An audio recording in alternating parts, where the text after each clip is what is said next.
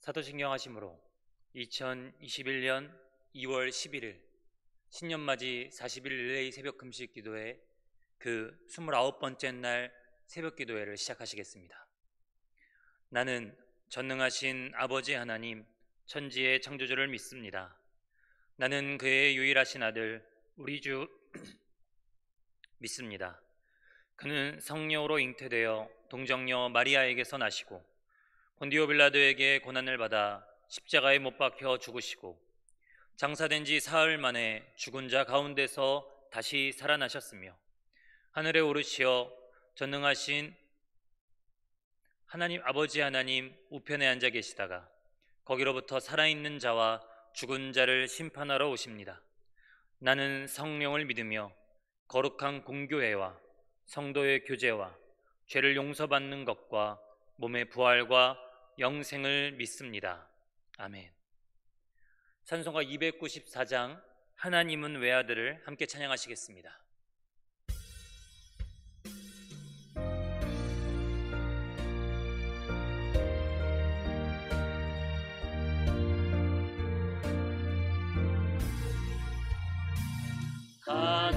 하나님은 외아들을 주시는 데까지 세상 사람 사랑하니 참 사랑이로다.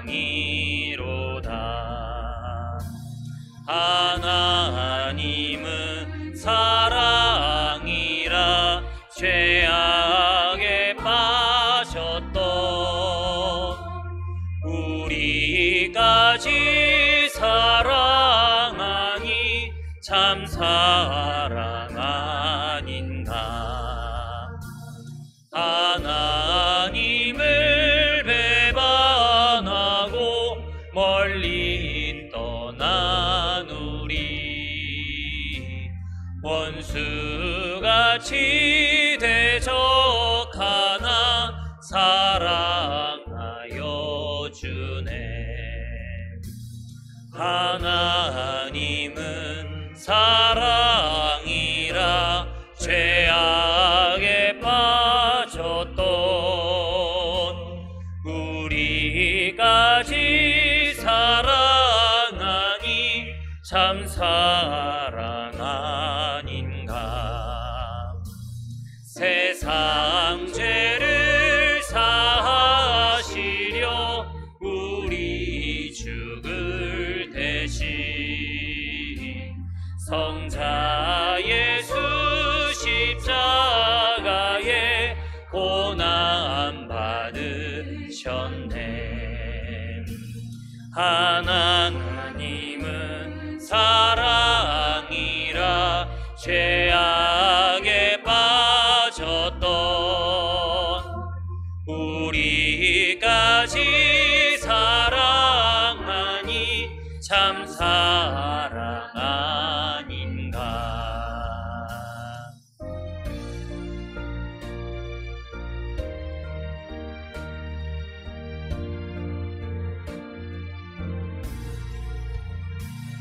이 사랑에 감사하여 오 주께 나오라.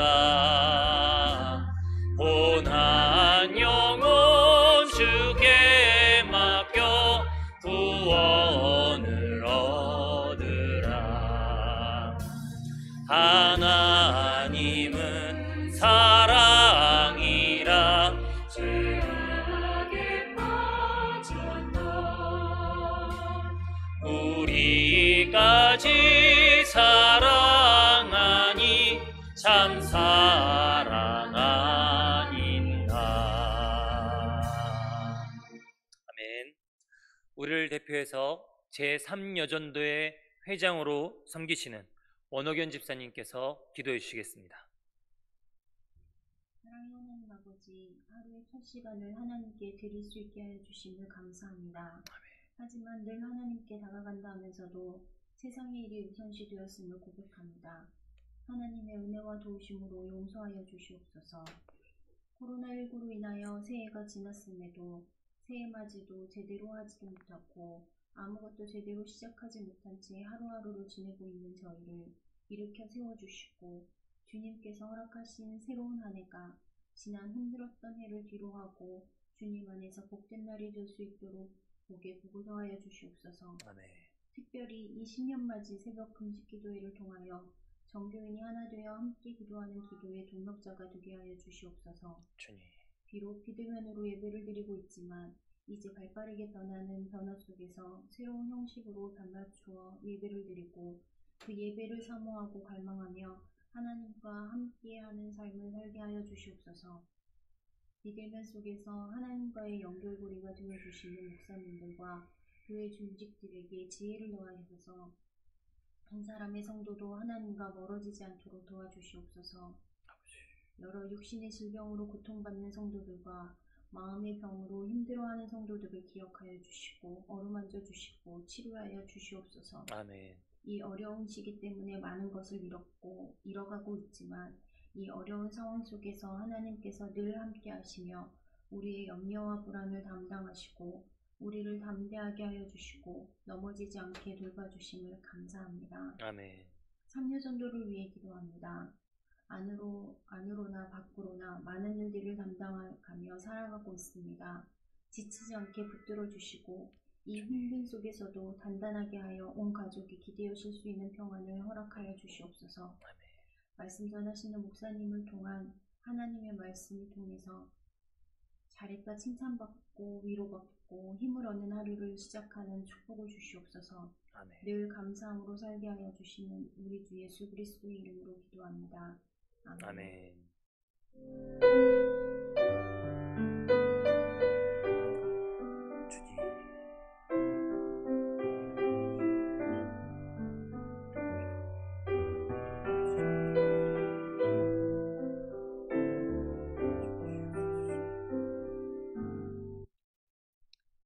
오늘 우리가 함께 읽을 하나님의 말씀은 사무엘하 11장 1절부터 27절까지의 말씀입니다.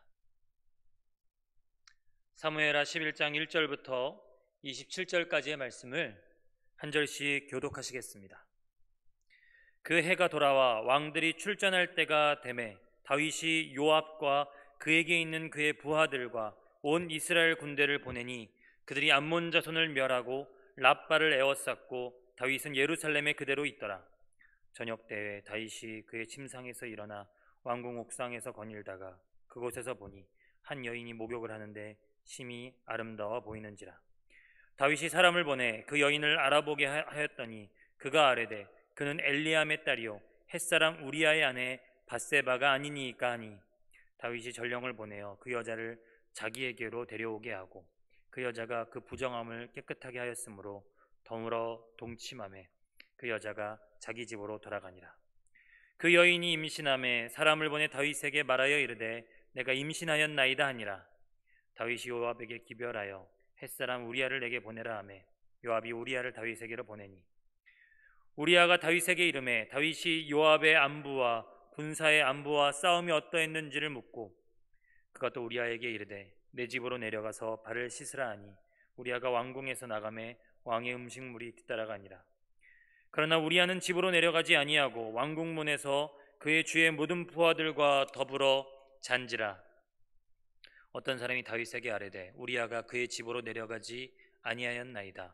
다윗이 우리아에게 이르되 내가 길 갔다가 돌아온 것이 아니냐 어찌하여 내 집으로 내려가지 아니하였느냐 하니 우리아가 다윗에게 아뢰되 언약궤와 이스라엘과 유다가 야영 중에 있고 내 주 요압과 내 왕의 부하들이 밭갓들에 진치고 있거늘 내가 어찌 내 집으로 가서 먹고 마시고 내 처와 같이 자리이까.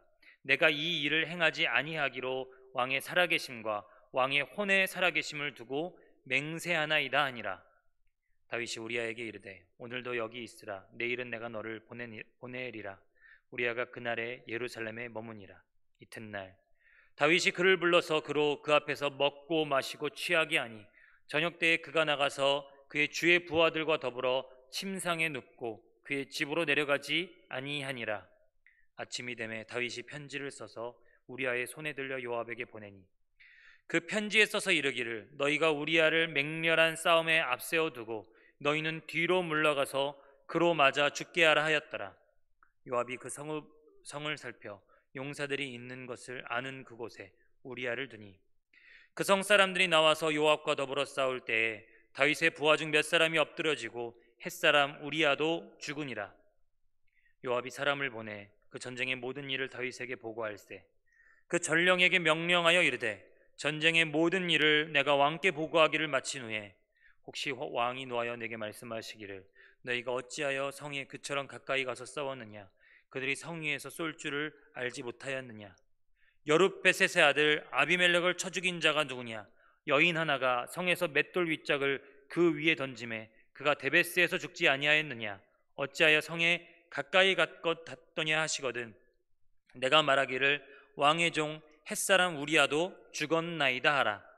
전령이 가서 다윗에게 이르러 요압이 그를 보낸 모든 일을 다윗에게 아뢰어 이르되 그 사람들이 우리보다 우세하여 우리를 향하여 들로 나오므로 우리가 그들을 쳐서 성문 어귀까지 미쳤다니 활 쏘는 자들이 성 위에서 왕의 부하들을 향하여 쏘매 왕의 부하 중 몇 사람이 죽고 왕의 종 햇사람 우리아도 죽었나이다 하니 다윗이 전령에게 이르되 너는 요압에게 이같이 말하기를 이 일로 걱정하지 말라 칼은 이 사람이나 저 사람이나 삼키느니라 그 성을 향하여 더욱 힘써 싸워 함락시키라 하여 너는 그를 담대하게 하라 하니라. 우리아의 아내는 그 남편 우리아가 죽었음을 듣고 그의 남편을 위하여 소리내어 우니라. 함께 읽겠습니다. 그 장례를 마침에 다윗이 사람을 보내 그를 왕궁으로 데려오니 그가 그의 아내가 되어 그에게 아들을 낳으니라. 다윗이 행한 그 일이 여호와 보시기에 악하였더라. 아멘. 오늘부터 시작되는 설 명절 가운데 하나님의 은혜와 풍성한 축복이 우리 함께 예배하고 또 흩어져 있는 우리 성도님들 각 가정마다 임하시기를 주님의 이름으로 간절히 축복합니다. 사무엘하 7장에서부터 하나님의 성전을 짓겠다라고 했던 그 선한 마음과 뜻을 품었던 다윗, 그 다윗에게 하나님께서는 정말 넘치는 축복을 허락하셨습니다. 다윗의 후손으로부터 그의 왕위를 영원히 견고하게 하시겠다라는 축복이었습니다. 이때가 어찌 보면 바로 다윗의 인생에서 최고조에 이르는 클라이막스가 아니었는지 생각합니다. 하나님의 압도적인 은혜, 한량없는 은혜를 경험한 다윗은 그때부터 정의와 공의로 이스라엘을 다스렸고 하나님의 은혜의 실천자로서 무비보셋과 사람들에게 헤세드의 은총을 베풉니다. 하나님과 자신의 경계를 알고 자신이 그 선을 결코 넘지 않으며 그러나 제사장 나라 이스라엘을 다스리는 하나님의 대리 통치자로서 다윗은 최선을 다합니다. 그렇게 다윗의 인생이 해피엔딩으로 끝났으면 좋았겠지만 우리는 전혀 뜻밖의 사건을 마주합니다. 정의와 공의를 행하며 은총을 베푸는 다윗이 과연 어떻게 이런 일을 할 수 있을까 싶은 뜻밖의 일, 그러나 우리 모두가 다 알고 있는 이른바 밧세바 사건입니다. 사무엘하 11장은 시작부터 심상치 않습니다. 부하들이 모두 전쟁에 나가 있는 사이에 다윗은 낮잠을 자고 일어났습니다. 부하들은 죽고 사는 사선에서 전쟁을 하며 이스라엘을 지키고 있는 와중에 다윗은 잠을 자고 있었습니다. 사실 모든 것이 평화로운 시기였습니다. 군사들은 강했고 부하들은 용맹하고 충성스러웠으며 백성들은 살기가 좋았습니다. 어떤 것도 불안하지 않은 그야말로 태평성대의 상황에서 다윗이 한 여인의 목욕하는 모습을 주목하여 봅니다. 그리고 나서 그는 본격적으로 죄를 짓기 시작하는데요. 사람을 보내 그녀가 누구인지 먼저 알아봤습니다. 그리고 또 사람을 보내 그녀를 데리고 옵니다. 그랬더니 이제는 그녀가 사람을 보내 다윗에게 임신 사실을 알립니다. 당장의 발등에 불이 떨어진 다윗, 그래서 다윗은 요압에게 역시 사람을 보내 우리아를 불러옵니다. 어떻게든 우리아를 집에 가서 그의 아내와 동침시키려 했지만 다윗의 이 정말 은큼하고 악독한 계획은 우리아의 신실함 때문에 실패합니다. 정말 더 이상 어쩔 도리가 없음을 알게 된 다윗은 이제 우리아를 요압에게 보내면서 그의 손에 편지를 들려보냅니다. 그리고 그 편지의 내용대로 요압이 우리아를 앞세우고 우리아가 전사하자 이제 다시 사람을 보내 이 소식을 다윗에게 전합니다. 우리아의 전사 소식이 들리자 그의 아내는 고글하고 장례 기간이 끝나자 역시 사람을 보내 우리아의 아내를 자기 아내로 맞아들이는 것이 사무엘하 11장의 내용입니다. 다윗은 사무엘하 11장에서 이웃의 것을 탐냈고 간음을 저질렀으며 남의 손을 빌려 결국 살인했고 자기 부하의 아내를 도둑질했습니다. 하나님의 법과 하나님의 제도가 실현되어야만 하는 하나님의 나라 이스라엘에서 그 수도 예루살렘에서 하나님의 법과 제도의 수호자가 하나님의 법과 제도의 수호자가 되어야만 하는 왕 다윗이 하나님의 법과 제도의 근간인 10계명 가운데 4계명이나 어겼습니다. 그러나 더 근본적인 문제는 다윗의 그 모습이 사실은 이스라엘 주변에 있었던 여느 전형적인 폭군들과 아주 유사했다라는 것입니다. 하나님의 넘치는 은총을 받은 다윗의 모습이 스스로 주인이 되어 나라를 다스리고 좌지우지하던 왕들, 그래서 자기가 다스리는 것들을 모두 내 것인 양 함부로 대하고 함부로 빼앗는 일반적인 왕들의 모습과 별반 다르지 않았습니다. 사무엘하 11장은 우리가 성경을 통해서 보고 우리가 하나님의 관점으로 보기에 굉장히 큰 일이지만 사실은 우리의 인간의 역사 속에서 이러한 종류의 일들은 얼마나 비일비재했습니까? 그래서 다윗은 사람을 보냅니다. 모든 죄를 지을 때마다 사람을 보내서 자기 손에 직접 피를 묻히지 않고 죄를 묻히지 않습니다. 그런데 공교롭게도 사람을 보낼 때마다 다윗의 죄는 점점 깊어져만 갑니다.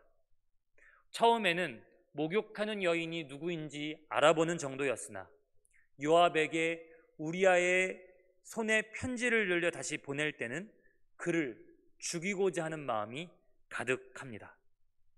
여기에서 다윗이 은총을 베풀고 정의와 공의를 행했던 것은 그의 인품이나 기질의 문제 때문 아니란 사실을 우리는 알게 됩니다.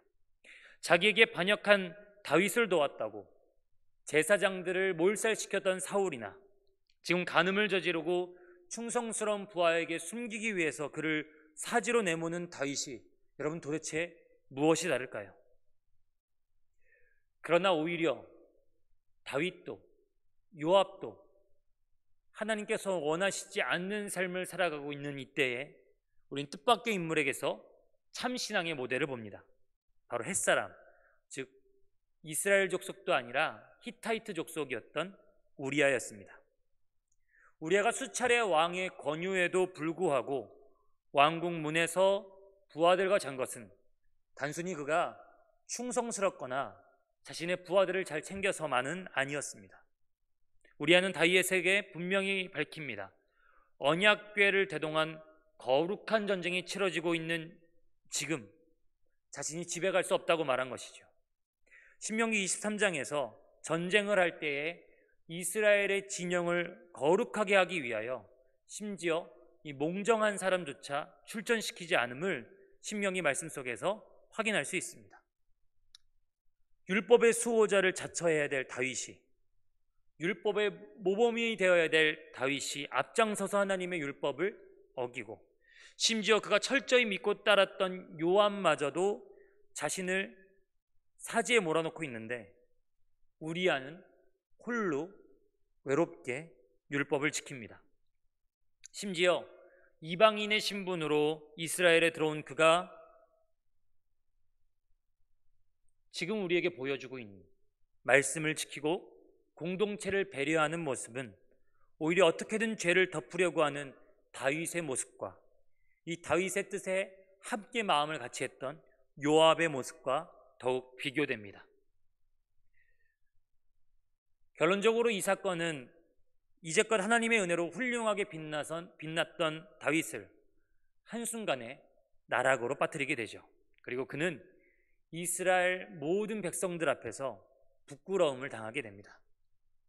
그래서 다윗은 그가 지은 수백 편의 시 가운데서도 최고로 뽑는 시편 1편에서 이렇게 고백합니다. 복 있는 사람은 악인들의 꾀를 따르지 아니하며 죄인들의 길에 서지 아니하며 오만한 자들의 자리에 앉지 아니하고 오직 여호와의 율법을 즐거워하여 그의 율법을 주야로 묵상하는도다. 그는 시냇가에 심은 나무가 철을 따라 열매를 맺으며 그 잎사귀가 마르지 아니함 같으니 그가 하는 모든 일이 다 형통하리로다. 악인들은 그렇지 아니하며 오직 바람에 나는 겨와 같도다. 그러므로 악인들은 심판을 견디지 못하며 죄인들이 의인들의 모임에 들지 못하리로다. 무릇 의인들의 길은 여호와께서 인정하시나 악인들의 길은 망하리로다. 아멘. 악인의 꾀를 따랐던, 죄인의 길에 서며 오만한 자리에 앉아 그 범죄하고 나서야 비로소 그는 알게 되었습니다. 율법을 송두리째 무시하고 나서야, 그리고 스스로 자기 인생의 주인, 이스라엘의 주인이 자기가 되고 나서야 비로소 알게 되었습니다. 여호와의 율법을 즐거워하여 주야로 묵상하는 것이 복이요 기쁨이요 은혜임을 말입니다. 여러분, 다윗의 이 삶의 한 단면은 우리 또한 얼마든지 은총을 베푸는 복 있는 사람 다윗의 모습으로 살 수도 있고, 때로는 정말 죄 위에 퍼질러 앉아서 좌우도 분간 못하는 추악한 다윗의 모습일 수도 있음을 보여주고 있습니다. 매일매일 우리는 선택해야만 합니다. 의인의 길로 걸어갈 것인지 죄인의 길로 걸어갈 것인지 말입니다. 오늘 그의 성품과 인격과 기질의 문제가 아니라 하나님이 주인 되시지 않고 그가 스스로 주인 되어 완전히 망가져버린 다윗의 모습을 보면서 새벽마다 이 주의 말씀 앞에 선 새벽 예배자들이 복을 빼앗기는 인생 아니요 주야로 말씀을 묵상하며 복 있는 인생들로, 죄를 등지고 하나님을 향하는 의인들로 거룩하게 살아가실 수 있기를 주님의 이름으로 간절히 축복합니다. 기도하시겠습니다. 지금은 우리 구주 예수 그리스도의 은혜와 하나님 아버지의 무한하신 사랑하심과 성령님의 내주하심, 동행하심, 그리고 우리를 충만하게 하심이 오늘 복을 저버리고 죄와 악과 오만한 자의 자리에 앉아 그 인생이 나락에 빠졌던 다윗의 모습을 보며 다시 한번 복 있는 인생으로 하나님의 말씀을 주야로 묵상하고 즐거워하는 거룩한 의인의 인생으로 살아가기를 소원하는 새벽을 깨운 새벽의 예배자들 한 사람 한 사람 머리 위에 이제로부터 영원토록 함께 계시옵기를 간절히 축원하옵나이다. 아멘. 이 시간 화면으로 제공되어지는 제3여 전도의 기도 제목과 꾸준히 함께 기도해왔던 공동기도 제목을 주께 올려드리며, 또 설날을 시작하는 이 새벽에 하나님 앞에 우리의 기도 제목을 올려드리며 함께 사랑하는 주님의 이름 한번 부르고 기도합니다. 기도하시겠습니다. 주여